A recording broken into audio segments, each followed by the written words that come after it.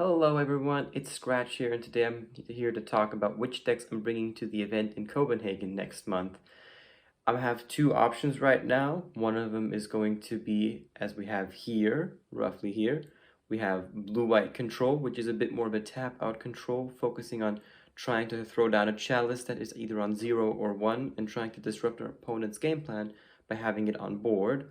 Or the other deck is also going to be here. It's going to be Jeskai Control, and in this Jeskai Control list, it's a lot more draw-go dependent, where you're just trying to react to anything your opponent is doing. You might be asking, what are the differences? Because they are quite similar, the lists. They share about 40 to 50 cards within between them, and you could say, yes, they are almost the same list, but there are some subtle changes, a little bit of subtlety in there. So the first card that is most prevalent and most important is the Chalice of the Void, as I just mentioned in the blue-white control deck. This is a bit more tap-out card that makes the deck a bit more just, having to tap out for a very important permanent.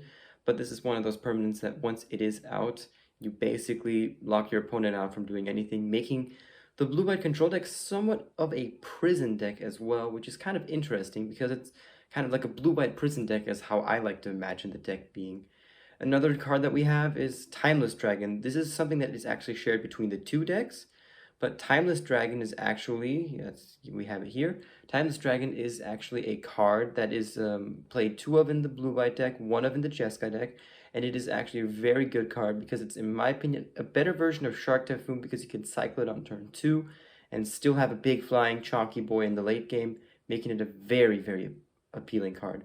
Another card here is going to be Snapcaster Mage. Snapcaster Mage is a very, very fine card, and I love Snapcaster Mage a lot.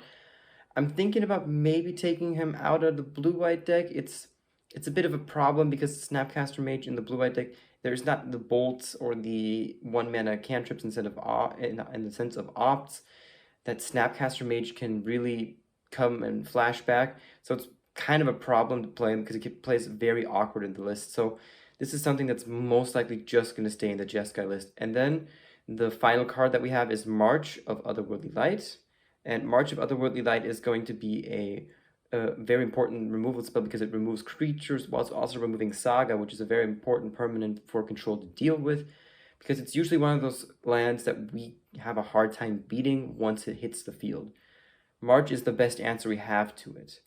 The problem is with the Jeskai list is I have to find slots to find the room to be able to play it, but I'm currently looking on how to fix up the Jeskai list till the event in Copenhagen. I'm still not sure which of the two lists is if I'm going to play either blue-white or if I'm either going to play the Jeskai Control, and these two lists are definitely going to be my contenders. They're not going to be set in stone yet, but they're roughly from where I want them to be.